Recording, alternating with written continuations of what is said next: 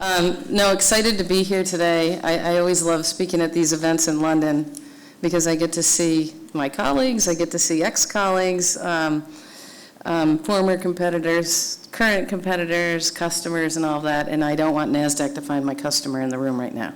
So, anyways, but I'm actually here, so I do have sort of dual hat at LSEG. As a CIO, I run not only our shared services, which I'm going to talk about our cloud journey today, but also LSEG technology. And that includes our software companies that we have in Italy as well as in Sri Lanka. You may know them as GateLab and MIT, and we're trying to rebrand us to LSEG Tech.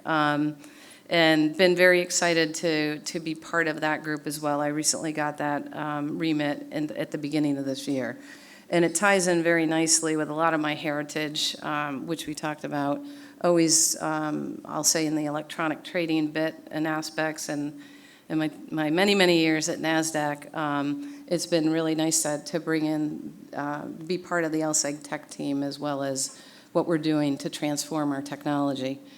So what I wanted to talk about today is about cloud. And I saw the agenda, and I was like, oh, everybody's going to yawn, like cloud, it's so yesterday. But honestly, it really isn't. If you look at it, people have been talking about cloud for 10 years. I remember being on the trading floor at Citi at 390, and this guy, Steve Schick from AWS, comes in, and he's like, you can buy storage, pay by the hour. And we were like, yeah, we just had a huge EMC contract that we'll have more VMXs till the cows come home. And so it's been a journey. And then later, when I rejoined NASDAQ in 2010, we really powered through and went through the cloud journey. But at that point in time, you're fighting everything. You're fighting cyber, you're fighting the board, you're trying to rationalize how you can get to cloud. And what's really interesting today is when you start to see these quotes, and I'll talk about our journey at LSEG, but cloud is really now very foundational in terms of people embracing it as an opportunity. And that's tricky in financial services. We have a lot of regulatory overhang, if I could say that, regulatory oversight. And if you take a look at what Steve Randich has done at FINRA, and probably 90% of his compute power is up in the cloud, that FCA has been embracing this. SEC runs, I think, all their market intelligence in the cloud. And I even heard, God forbid, Bank of England is starting to embrace this, right? And I say that because these are the regulators, ACPR here in France, these are the regulators that we face every single day in terms of, are you providing resiliency, reliability, uptime, and all of that. What I find now is these quotes where we're saying that 63% factor of going to the cloud is for agility.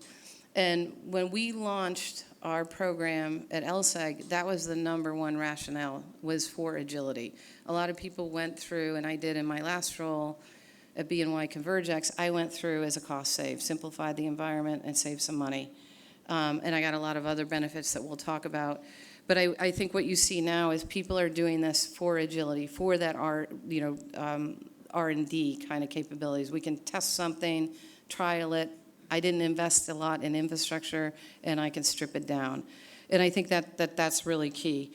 What I see is that the focus is really to get away from this fixed-based pricing, and that's where I think is the key motivator to go to the cloud, is that you can spin up the compute. So back in the day, when you were trying to scale how much hardware do I need for peak days, you bought for the peaks.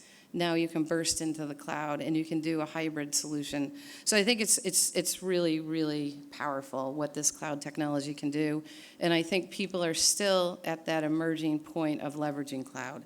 I still don't see it fully embraced. And I think if you look at a lot of the banks, you look at a lot of the exchanges around the world, they're just starting to tip into it. I think where you see great adoption is outside of the financial industry. Obviously, startups embrace it. But when I look at LSEG Tech, this is a big part of our conversation. We are helping emerging markets, crypto markets, smaller markets, they don't want to invest all of that infrastructure in the cloud. And this is where we see cloud has become a really big opportunity for us in providing these services. So we talked, I've talked a little bit about the big reasons why. And again, it's the time to market. What we're seeing is with our deployments in cloud is that we're able to leverage automation. And automation is the key to everything in terms of time to market. So as I'm going through this journey at LSEG, I'm finding that not only am I doing a technology transformation, but a process and a cultural transformation. And it's massive because this automation, the benefits that I've seen is that it does provide more resiliency. It does provide more auditability. It does provide the ability to provision services faster. And that's because you don't have the traditional infrastructure roles, getting a ticket, going here, and actually, provisioning a server that may take 2 months. Now it takes minutes. The quality inherently improves because you're scripting. The minute that you can start scripting the provisioning of the services, the provisioning of rolling out the test environment, you've tightened up a lot of the configuration. Many of you probably spend many Saturdays waiting to start testing, and we got one more configuration thing. I got a firewall change I need. Let's get that guy to do that. Being able to script all this and automate it has been massive. As I talked about, the ability now to innovate and to use cloud for R&D, that you can actually spin up POCs, spin them down when they don't work, add more compute, add more processing power overnight, is massive. I mean, I just did this. I moved all of my applications into the cloud in my last role. And at LSEG, we're targeting 60% of our workload to go into cloud. The thing that's very interesting is on a busy day, we had a lot of post-trade clearing jobs running at BNY ConvergeX, and we were like, oh my God, this job's taking 15 hours, we can't do it. $20 more, we added more compute, and the job ran in an hour. I mean, and this is the brilliance of the cloud, right? This is the kind of things that you can leverage in terms of the efficiency that you can just spin up very quickly. And again, I think the biggest thing for me is the resiliency that it provides and the auditability. And for those of you in a regulated business, this is paramount. I don't know, maybe it's always been highly regulated and I forgot about it. But here in London, it does seem like there's a lot of focus on just the auditability, reliability, and the regulators have a very big voice here. And so it's very important that we can demonstrate that we can be agile in this kind of a framework and overhang. So let me talk about LSEG. I'm super excited. It was actually one of the main reasons why I joined the company. I joined almost a year ago, and we had the board approve our Cloud First program, which I just mentioned, that we are committed to putting 60% of our workload in the cloud by the end of 2021. This is very ambitious. So just a little bit about London Stock Exchange. Not only are we the stock exchange, which is the listing market that you trade on every day, but we also have turquoise, we have derivatives markets, Borsa Italiano, derivative exchanges in Italy. We have the London Clearing House, the fortress, right? And we have FTSE, yeah, there you go. and we also have FTSE and many of our information services businesses like YieldBook, Mergent, and we're a global company. What we're seeing is that, as I said, I have done cloud before. And I would say this is the first time that I've done it with a lawyer on one arm and a compliance officer on another. And what I find that's really interesting is the goals here, what we were really focused on is really on agility. That was number one. That was our number one reason why we went. We really wanted to be able to be a much more agile, responsive tech company or technology group to our businesses, to be able to test and trial functionality and to move quickly. We wanted to be able to go from provisioning servers from 2 months to minutes. And so we've done a massive adoption, not just in working with each of the cloud providers, but really the operating model internally and the framework that supports that. It's really important that we adhere not only to the compliance standards that we talked about, but also the security standards. And part of that is defining that journey with building secure guardrails and secure landing zones, and making sure that we have tooling that can extend into the cloud. So at the end of the day, as you go into the cloud, and I think one of the things that we're starting to see now is, we went in for agility, we went in for innovation, the budget comes, and everybody's like, whoa, what's going on here? No double spend of what's in your infrastructure, and as you move stuff into the cloud, how are you going to start to streamline internally?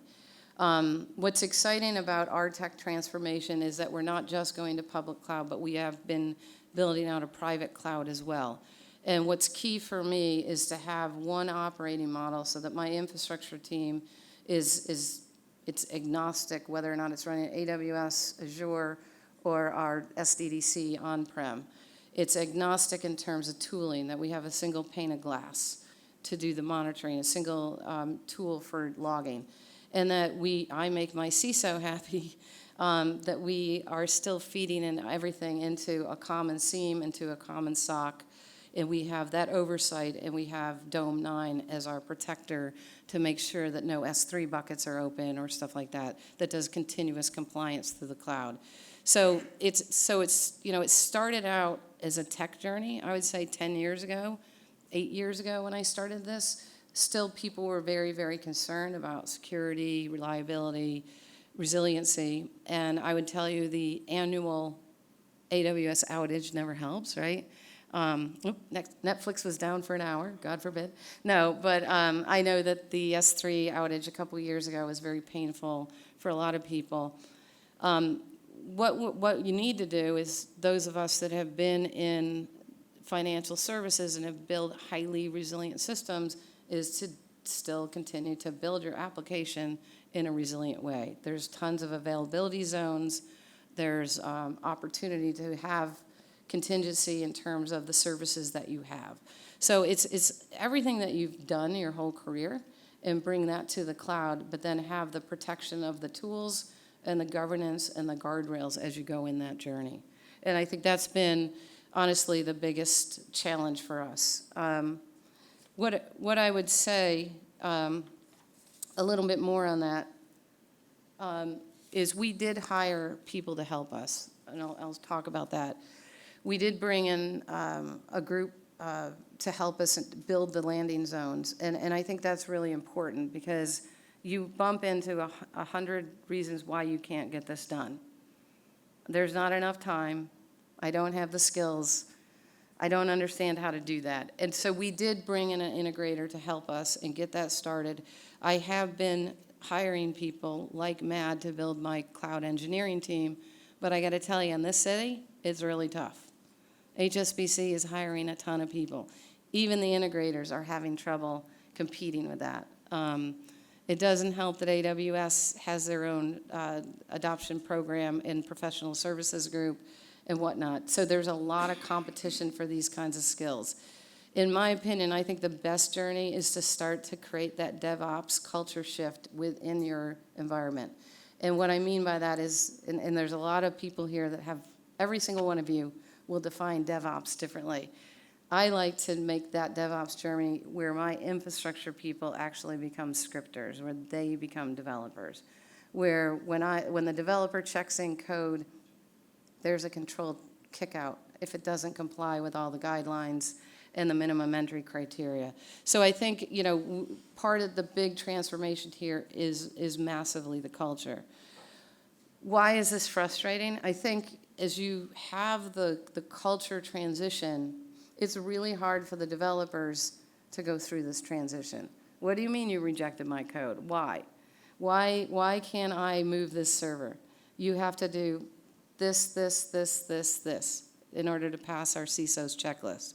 You need to turn it off when you build it. Well, I don't have time to do a transformation. Well, you need to find the time, because we don't want it to go up into the cloud and sit there for 24/7. That defeats the purpose, right? That's what you do in on-prem. And it's really trying to get them through that journey. A lot of the developers look at it in terms of lift and shift. I can lift and shift. And it's lift and shift with these guardrails, lift and shift, turning off and on. And there is a bit of resistance and transition, and part of the governance is to allow for the waivers for that, is to allow, I would say, a process that you can go in and say, hey, I don't have time to do this right now. Can I still go ahead? I can't stop what I'm doing. And we're seeing that a lot. There's a development group right now that's ready to go live with a lot of their cloud, with their software, and CISO saying, not cloud certified. What? I can run it anywhere. Well, it needs to have encryption at rest. It needs to have encryption in flight. All the credentials can't be centralized. So it's important that you kind of look at the world differently in terms of having cloud compliance and making sure that you're thinking about that, not just to check the regulatory box, the compliance box, the legal box, but literally just for your reputational risk. And that's the transformation. And I'm not saying that people don't have those rules of engagement internally, but it's, for whatever reason, when you're in a data center, that data center is perceived to be a lot more protected than probably the security you get in some of these public cloud providers. So it's kind of ironic. So I want to spend some time on governance and regulatory and compliance, and I know I've mentioned it quite a bit. I think we've embraced this in the most agile way you could possibly do. And it's agile, but it's a process. So we ended up standing up a SAF, which is a software architecture forum, as well as a CAF, which is a compliance architecture forum. It's actually cloud architecture forum. But in the CAF is the compliance officer, the risk officer, the legal people. And they're sort of the belts and suspenders, and CISO, to make sure that you're compliant with all the minimum entry criteria. So again, if you're going to put something in the cloud, you present your architecture to the SAF. Usually if you're compliant and you follow, all the guidelines are there. If everything's presented in that fashion, you pretty much get the checklist, and the same with the CAF. We also build a CI/CD pipeline that once you're ready to go, you can start to push your code and deploy it through that CI/CD pipeline. It automatically kicks it out if it doesn't comply. So even though you faked it through the SAF and the CAF, we do have that belts and suspenders in terms of checking those boxes. And then, again, once you get it to cloud, the story doesn't end. There is that continuous compliance, and that's where Dome 9 really has come in, and to make sure that we are staying compliant once we're in the cloud. And that's a real key part of it, because that's constant monitoring for that continuous compliance, and that feeds into our SOC and SIEM, makes our CISO happy. So, again, I think if you think of it with a developer's hat on, you're just like, oh my God, I never had to do this internally. And, what I'm trying to do is not to make too much overhead internally, but as I start to put any compute onto any platform, so even the software-defined data center, I'd kind of like to have them ready to go cloud, so that they don't have to do a lot of this when they choose to go into the cloud. What's important is that we make it agnostic. We make it easy.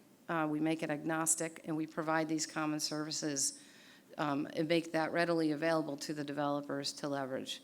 I think another key part of it is we don't want to centralize the build of all of these services, and I'll talk about that in a minute. One thing that's very key here is the regulators, and they have all published guidelines. FCA has published guidelines, EBA has published guidelines. Like I said, I'm pretty sure the US regulators have as well. Most of the countries have. Your cloud service providers, the AWSs, the Microsofts, the Googles, are very well versed and have dedicated teams that go out and talk to these regulators all the time. It's perfect to line up your compliance people with the AWS people or the Microsoft people that have talked to them, so they can have comfort about how you build your guidelines and how you build your rules. So some of the things that we've done, and if you think about it, again, we're critical market infrastructure, LCH, LSEG, you're always going to have DR, you're always going to have BCP. So our risk, our cloud risk policy has two fundamental things. One is to think about the BCP, to think about your availability zone. Don't put everything in London. Make sure you have something that's a step away that you can back up to, or you can run out of from a DR perspective. And I would also say that the other thing is don't get caught up into vendor lock-in. And that's been a big topic.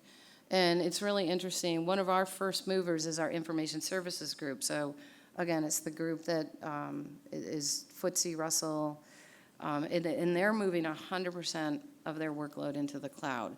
And so they actually put together, they're actually using AWS, and they literally had a presentation to present at our Cloud First program board yesterday that talked about how they aren't vendor locked in. Like, so if they go to AWS, something catastrophic happens and we need to get out of AWS, what is the plan to go to something else like Azure or Google? And, this came from the FCA. This is the FCA guidance. And it's very, very interesting because they have asked for that. The other thing that I thought was really interesting is FCA also told us to negotiate with all the cloud service providers. So here we are, LSE, we do an RFP, send it to Azure, or to Microsoft, Google, AWS. We weren't going to pick one of them. We picked all three. But what we did is we negotiated terms in terms of liability, being able to negotiate terms of if they kicked us out, how long we had to get out of the cloud, negotiated terms, pricing, all of the above, being able to go in with a regulator in terms of an audit, being able to download logs. So it's actually very interesting. It's all very common sense. When I was in my last role, when I was at Bank of New York, Convergex, I know Bank of New York lawyer, she killed herself doing this negotiation. So it's kind of nice to have a regulator to have your back, and you can say, oh, we're just following FCA guidelines. So anyways, we had an RFP. We selected all three vendors, but it really did help us negotiate those terms of engagement with them. And so now as we move through that journey, that's not something that we have to do every single step of the way. So it's funny because the cloud conversation really has transformed from just the tech platform solution to how does this work within your industry.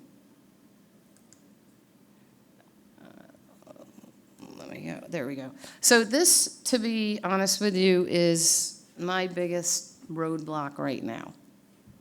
And I'm looking at one of my old colleagues in the back of the room smiling because he knows what I mean. So what is DevOps? And if I had one of my development leads with me, they would say, is developers do everything, no ops. Right? Give me control. I want to be able to do everything. I don't need to do anything. If I brought up one of the infrastructure guys that used to work for me in my past life, he would say, hey, my infrastructure team should become developers. They should be scripters, infrastructure as a service. And I think, there's a hybrid of this. And you look at people that have successfully deployed it, and it's not like this team versus this team. What we've been very, very focused on is identifying what are the services that we need to provide.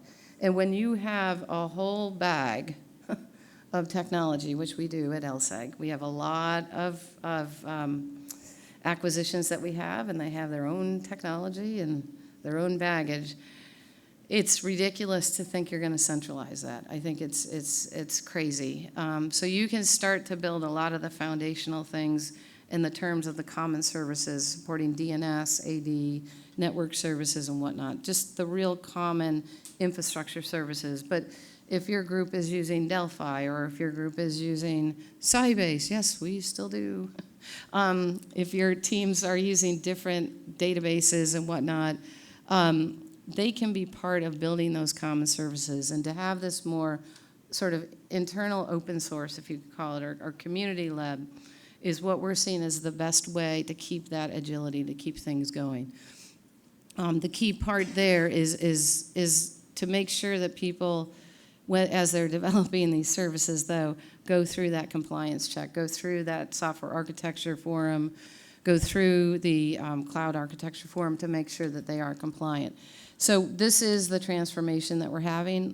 Like I mentioned, because we're going through such a tech transformation, we're struggling to free up resources internally to help us in this journey. London, tapped out in terms of this kind of talent, in terms of people, either developers that want to write infrastructure code or infrastructure people that are ready to do that transition. It's a very tight market here. The consultants that you can go to, the contractors that will help you, it's a tight market. They're having trouble hiring. They're having trouble competing with the banks. So it's really important that we start to do that transformation internally and start to build that bench internally. And we'll do it however we can. If it's, seconding developers to help write this code, if it's, really getting the infrastructure guys the right training and the appetite and the interest to do that, that's really been very interesting. I mean, it's a big part of the transition. I think the other key part is really defining this operating model. And it's not just about the scripting. It's about, it's up in the cloud and we have an incident. Oh, now what do we do? So in the data center, you would have called your level 1 team. They would have escalated it in ServiceNow, boom, boom, boom. Everybody's on the call. Well, do we do that in the cloud? Should we do that in the cloud? Should they just call the developer? Oh, right, we'll call that developer how many times at 3 in the morning? That gets old fast, right? So I think, one of the big mistakes is that going back into the developers, no ops, there are issues, there are incidents.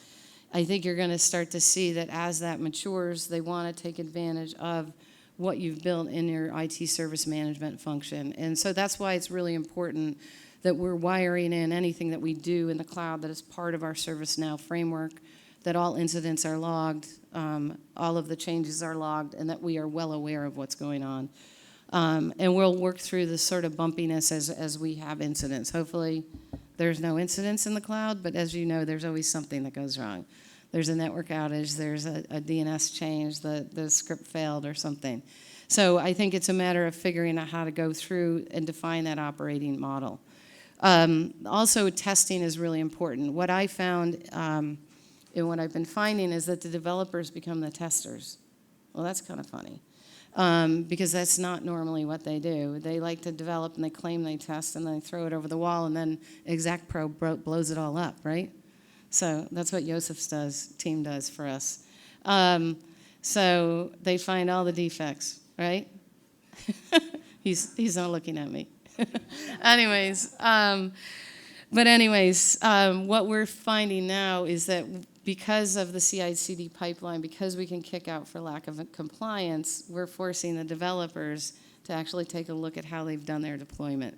And that's a mindset change. And it's actually, I call it the caste system of technology, where the ops guys are the lowest form of life, the engineers are next, and then it's the testing team and the developer, the prima donnas, right? It is kind of funny because it is flipping it on its head now, and the developers are really having to comply with the rules of engagement from not just the infrastructure code that's been built, but the operations team that's mandating that they provide alerting, that they are intelligent alerts, and that people know what to do once they get the alert, that you can feed that into a knowledge database and start to get into self-healing technologies. So it's really a paradigm shift in terms of how to produce operational ready code that's easy to support once it goes live. And that's where I see some of the big shifts in thinking. I've touched on most of this, and I think, and this is a great summary slide in essence. I mean, at the end of the day, we go to cloud because of the innovation and the agility, and that is probably the most important reasons why that we've gone. We want to be able to move quickly. We want to trial ideas. We want to be able to have spare capacity to do that. That doesn't cost a lot of money. I think I heard something the other day that somebody was trialing some new piece of software. They tried it out for 2 months, and it cost $200. I mean, that's incredible, right?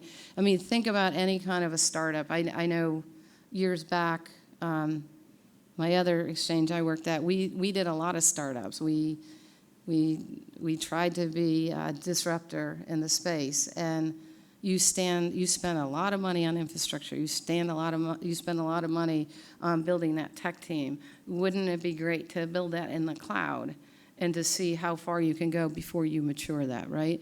And what we're seeing now is with a lot of new entrants that we have as customers for LSEG Tech, whether it's countries or different products that they want to trade, we're seeing that that's the way they want to test the market. They want to build it in a cloud, that there's not a large infrastructure investment.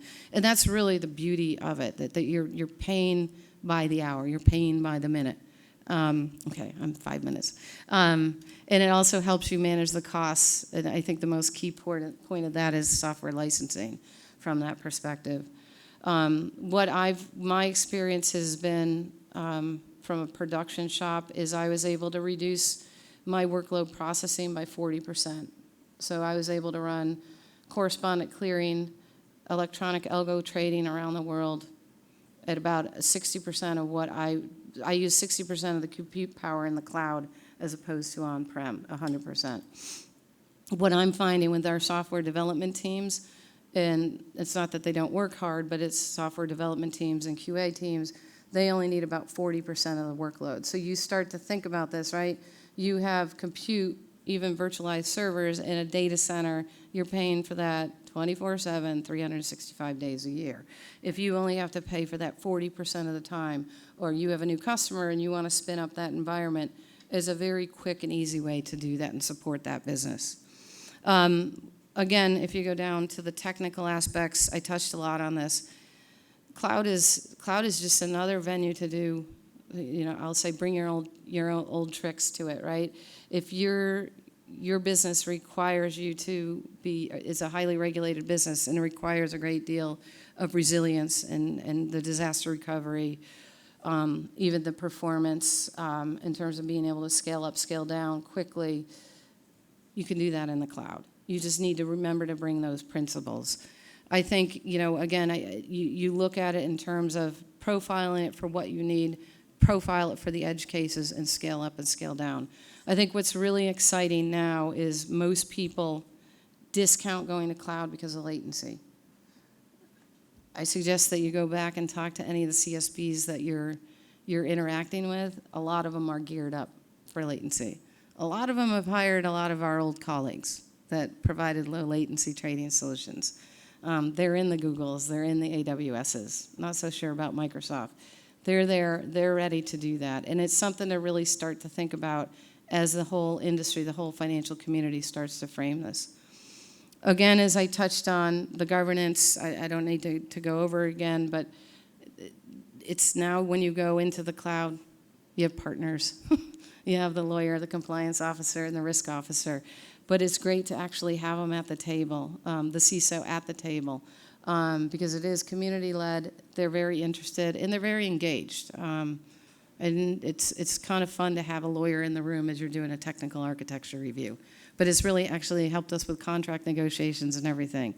And then I think the most important thing is it really forces the developers to have that more operational mindset. If they really truly want to have no ops, then how do they architect that software such that they aren't woken up at 3 in the morning, that they, when they're groggy and waking up at 3 in the morning, they can understand exactly why they've been alerted. And it's a big focus on the automation and the folks that contribute to that in terms of their skill set and transforming that, having the typical SA, the typical network engineer, the DBA, instead of going in and making a manual change, is writing the script to do that. I think, I think we're in a big tech transformation shift right now. I think we'll start to see the kids coming out of uni, the kids coming out of college that will be having that mindset. I think my big thing to encourage you is there's a lot of free training out there. There's a lot of opportunity to be AWS certified, Azure certified. I really encourage not just your software teams to take that training, but your infrastructure teams as well. I think it's a real opportunity to start to change people's stars. So I think I'm out of time right now. But no, I have to say that it's been an exciting journey. It's, it is a tech transformation, but it's funny to do a tech transformation with sort of all these rules of engagement. So I do find it very rewarding that the regulators are open to it, that they're providing guidelines, that they're working with us, and it's actually the hardest culture shift I'm having is the internal culture shift. So I got regulatory buy-in, we have board level buy-in, we have exco level buy-in, and it's really about changing, the worker bees, the tribe, right, to get them and to embrace this in the mindset. And so that's the shift. Anyways, thank you.